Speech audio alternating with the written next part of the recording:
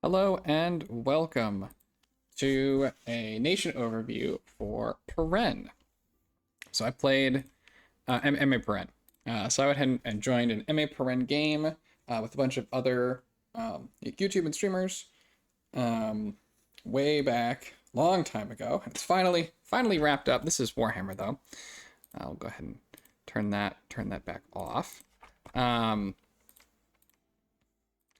And I had, so the game was finished, so I'm ready to sort of talk about it. It was a good time. Go through some of my thoughts on the nation, and we were playing with a bunch of people. I'll put everybody's description down in the details below, so you can check out theirs. A bunch of them have already gone up and are much farther ahead in the game. Although I put up a bunch of turns at a time, so I'm hoping that we'll catch up.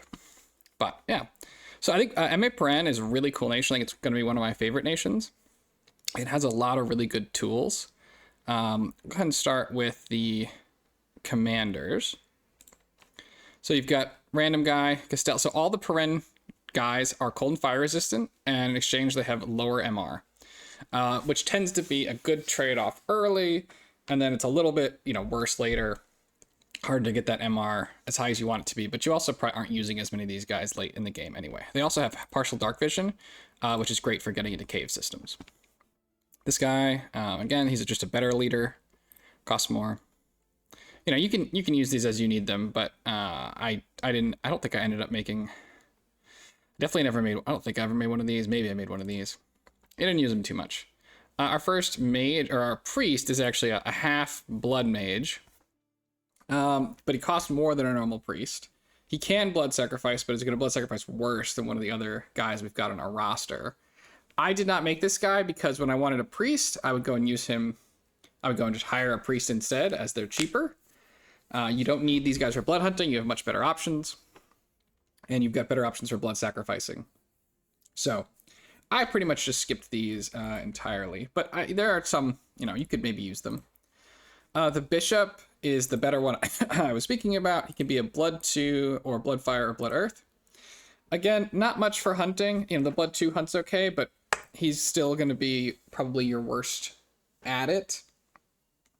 Certainly by the, per point of gold you spend from an initial investment anyway. I guess 1/3 of them hunt at the same as a Sorgina, and they'll cost less upkeep, but they're also more vulnerable to assassination, I think. But he's okay. Again, I really only used him to blood sacrifice when that, if that's relevant. If you're building some kind of a Turbo Sabbath strategy coming out of your Bless, this would be the guy I guess you'd have to make to fuel that. But you've got a lot of other Sabbath options, so I don't think that Peren is a nation you want to look to do something like that on very often. All right, now we get to Sorgina, who is the workhorse mage, amazing mage. So she always has the same paths: fire, air 2, blood 2. So she's a good blood hunter, although we'll see, we do potentially have other options. Great air magic. We'll go through a list of spells in a little bit when we get through. But also she flies and has a stealthy cat form. So she's very mobile. She's great at leading raids. She's great at getting an extra turn of research in and then flying to join an army. Really nice mage.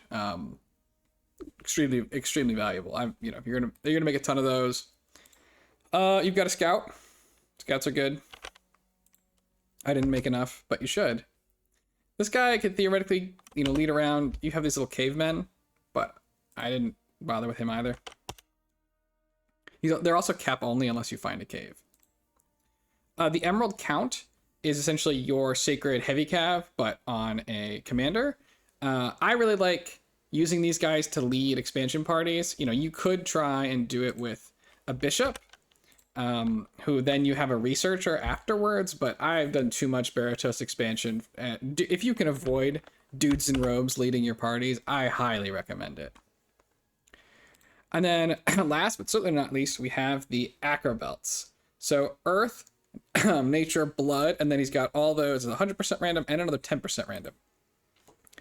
And so this guy is an amazing mage. He's really expensive, and he's not sacred, so his upkeep is monstrous, right? 360 gold a year. But he's stealthy, He has recuperation. He's a blood searcher, although it's not terribly relevant on him because he's already a blood 3. So it's giving you 1 extra blood slave per hunt, which is not nothing, but not like amazing.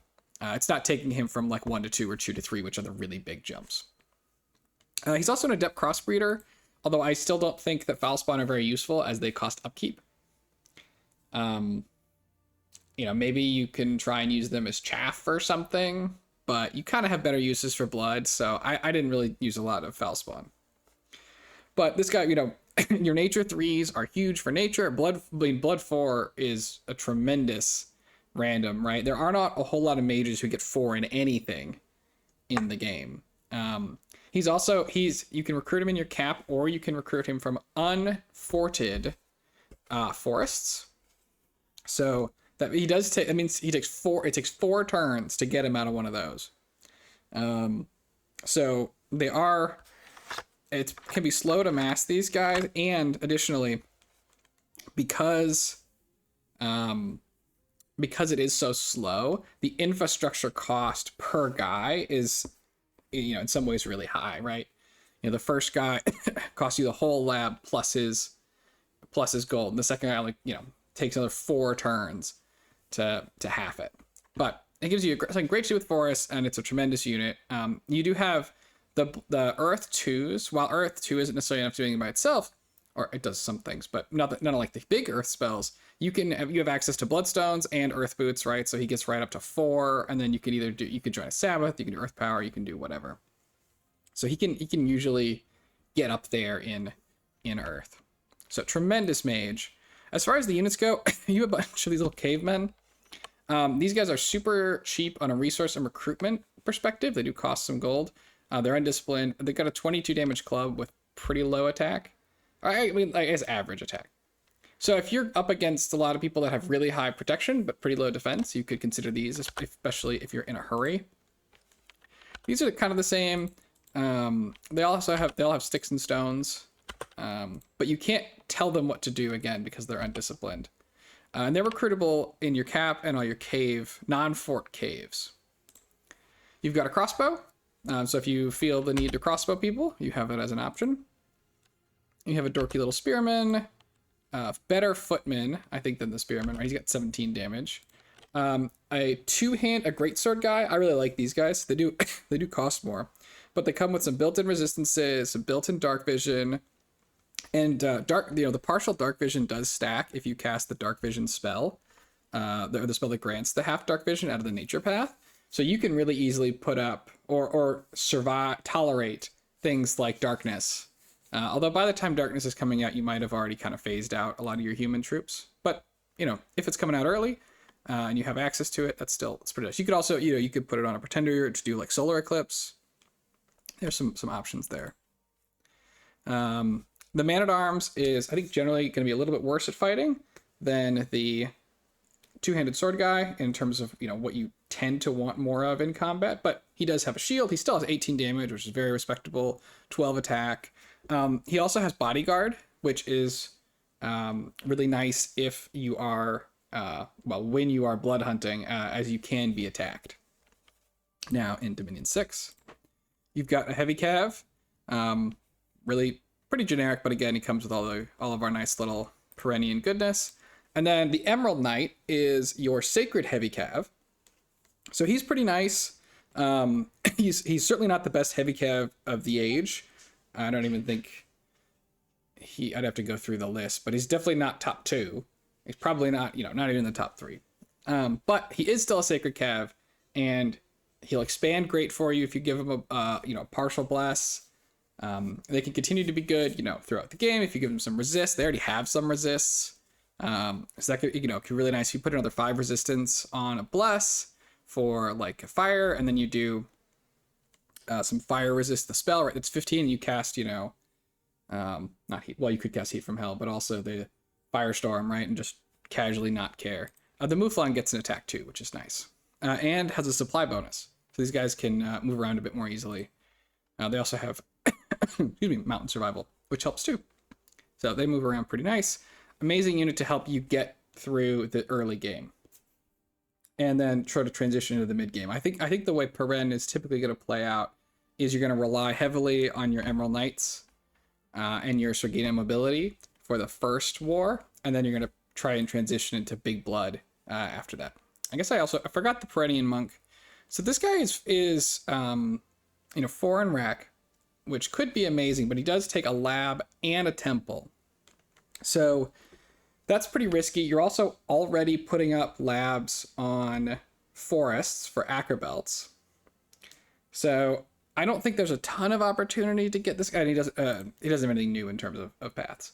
I didn't find a ton of opportunity to get this guy. If you're really safe and really rich, you could, get these guys to help research a bit. But it's, unforted temples always makes me queasy. I don't care for the unforted temples. You have one unique spell, but it is not amazing. It is just send taxi. Attacks, no idea how to pronounce that. It sends an assassin cow, flaming bull spirit. Oh, that's a cow. To go and attack someone in an assassination phase. It's one of those that it doesn't announce that it's you, but also it couldn't be anyone else. So that's pretty funny. But to think about spells, I'm going to go through some of the key spells, I think, for Pyrene. I think we'll start with blood magic. So obviously, Sabbath stuff. Pyrene has access to, pain transfer Sabbaths if you need them. And in some ways, you're really good at them. One, you have very easy early blood hunting. You have access, right? If you get one Acro Bels hunts all on his own, you don't need to kind of wait around for Sanguine Dowsing Rods. You can just get right into it. You also have a native income in the capital. The Sorgina are really nice with pain transfer Sabbaths because they can fly in. And so pain transfer Sabbaths tend to be very mage intensive. It's just a very mage intensive way to kind of win a fight. But because you can just fly in and out, you don't spend nearly as much time walking around. And that's helpful for, efficiency sake. You also could do more standard turbo communion with the Acro Bels. They have the blood 4s have 40 HP. Because the blood, they have 37 HP. Because blood paths, right, at 3 and above give an extra 5. So you could throw one item on them that gives HP, or you could do enlarge. Either of that will get them up to regenning 5 per 10 points of regen, and you could put personal regen on them, and they'll hold up a small turbo communion. And they even have recuperation to prevent those afflictions from stacking up and to heal through those. So that's pretty nice. You could also do if you do a ring of regen, it's starting to get a lot more expensive now, but like a coral blade or any piece of armor and a ring of regen, right? They're regenning 10 HP a turn, which will hold up a decent number of casters. But both really good options from a Sabbath perspective. Also in blood, right? Summon Imps, always great. Help power, you're especially the blood 4s, right? You give them a dagger to go up to blood 5, they can very casually cast help power. From a fatigue perspective, they're still gonna get eventually killed by horrors, but that comes later. Pain transfer's nice. Storm Demon is huge for the nation. Every one of your Sorgina can cast it, so you can. They can put a lot of, and then they can, one of them can fly from everywhere to the battle with those freshly made Storm Demons.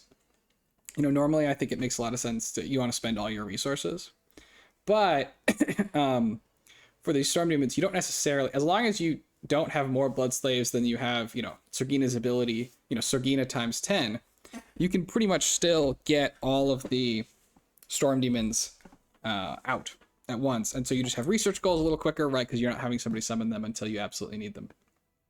So just something to think about. Fecundity is really nice.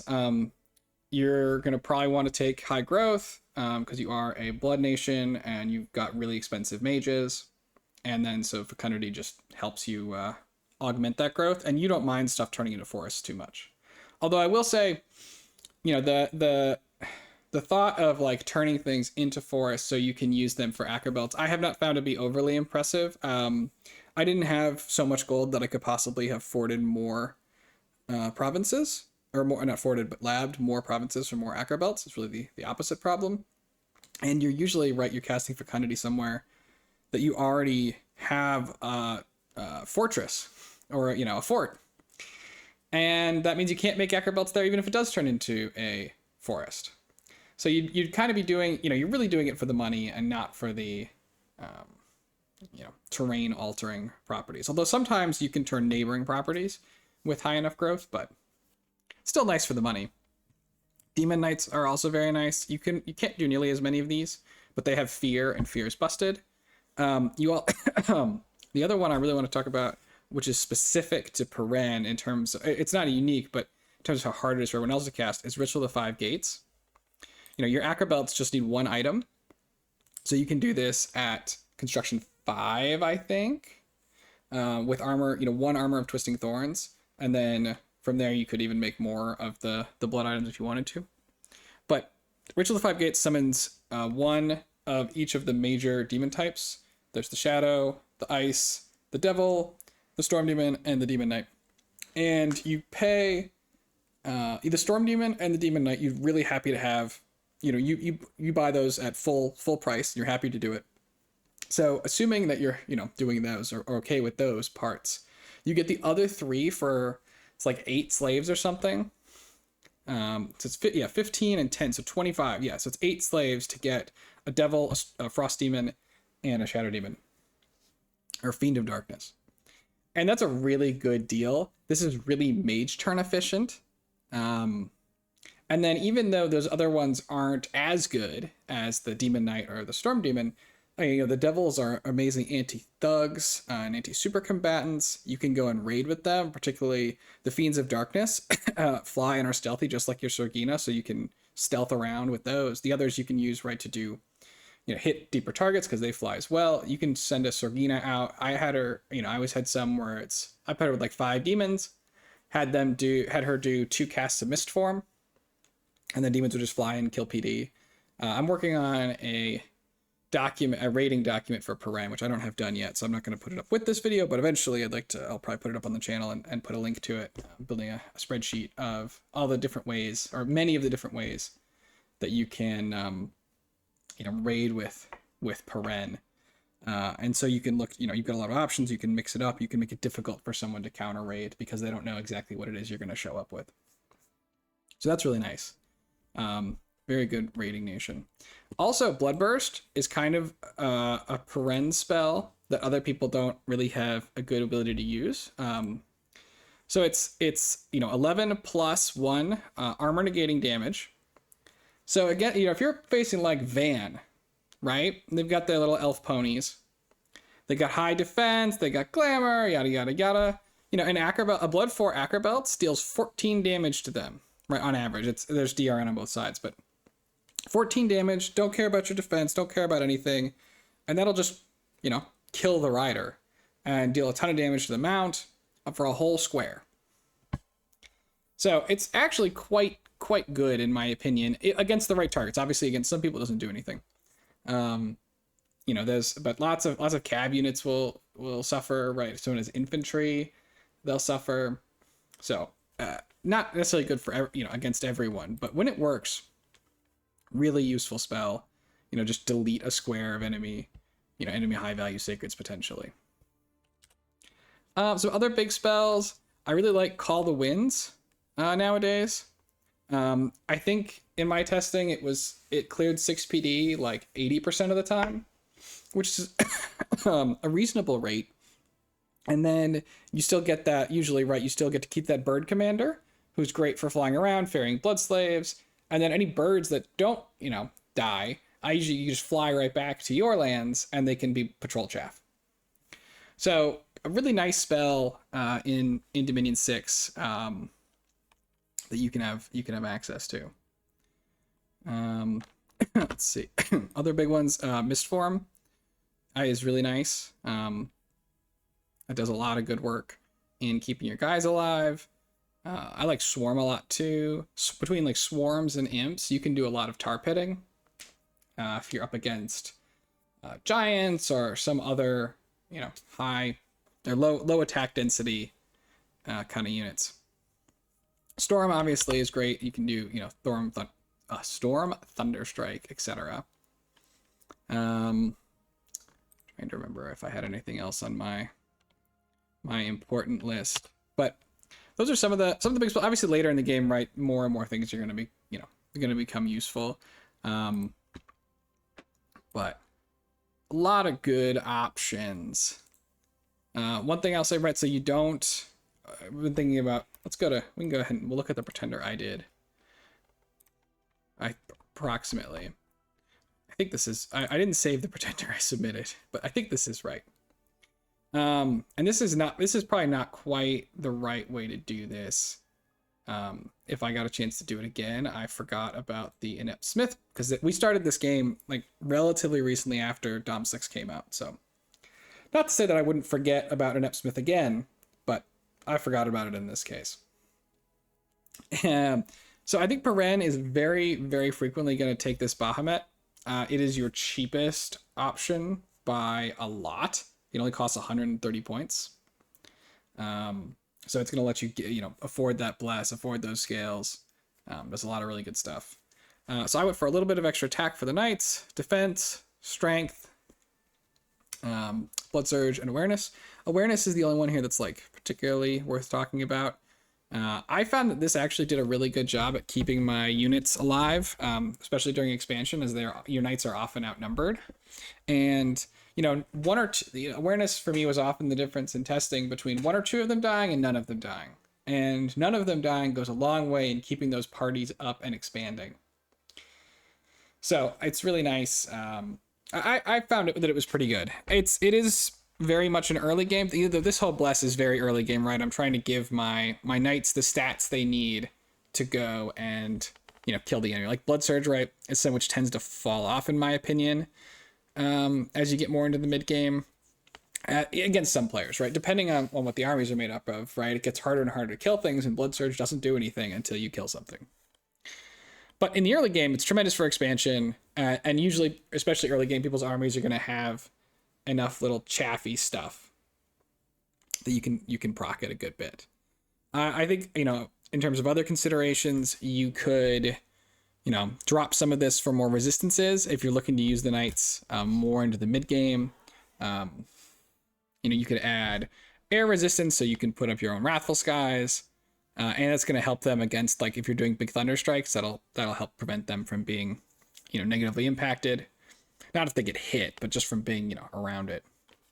And then I went for pretty good scales. You want a lot of money. You need a little bit of stuff to get this. This was the amount of stuff I needed to keep, recruit 8 knights a turn. You do, as opposed to a lot of nations, you are often not recruiting a sacred mage in your capital. So you do want to make sure that you can get the full number. I went with some growth. I had to bump up some heat, which is unfortunate. I think you prefer heat 1, or it may be that honestly, let's see. It may even be that it's, no, yeah, you want to be neutral, but I did bump up heat. It was okay. And then I would not go above 2 for heat though. Oops. I don't know what I'm doing. Because if you start off with 3 heat, then you can get yourself in real trouble when it goes to 4 heat in summers. Didn't take any misfortune. Like, could have taken like magic scales if I took misfortune scales. I have not liked misfortune so far in Dom 6. It has felt very painful in a way that I didn't feel it was in Dom 5.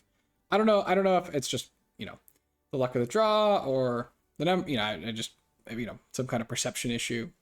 But it's felt pretty painful. When 100 knights attack you, that's not a small problem. And they move around nowadays. So I have not loved misfortune. And while obviously it's always nice to have magic, we don't get any. It's can't afford it. You could like maybe try and, you know, dump into Drain for that extra MR and then get more money. Your mages are not the worst. You know, they got 15. They're pretty expensive. So, like, you could maybe do that. It's a thought. But yeah, yeah, I'm really excited to put this series up. It was a really fun game to play with everyone. And I think Pyrene is a really fun nation. I think it's gonna be what, you know, one of my favorites in MA, certainly. So I would highly recommend giving it a try. You are easily the bloodiest nation, I think. Maybe someone like, you know, maybe you get out hunted by like MA Xibalba, although you have much better things to do with it, or at least much easier access to doing better things with it. But yeah, just a tremendously bloody nation. You go absolutely ham on the blood graph. Yeah. So that is my Pyrene overview, and I'm excited to start putting it. Actually, I guess I have another couple of theoretical builds you could have gone for that I had at least considered. You could do like an Awake Expander. I don't think you need to do that. You expand really well, but you know, you could. It is an option. You could go for, okay, don't do that one. That one's not real. This I did for a blitz with Pyrene, Dread, Enchanted Blood. Just went and ran somebody over. That was a funny one. You do have access to the gray ones, which are a tremendous chassis, pretender chassis for putting a bless on something. You can they get a ton of points. You could do some kind of like a Titan. I don't know that I do this one. This is the unique Pyrene. These are the cows. Unique Pyrene pretender chassis, so you could do as like a Titan. But yeah, I think it's a amazingly fun nation, and I hope that people give it a try, and see you all for the series. So thank you for joining me, and I'll see you all next time. Bye.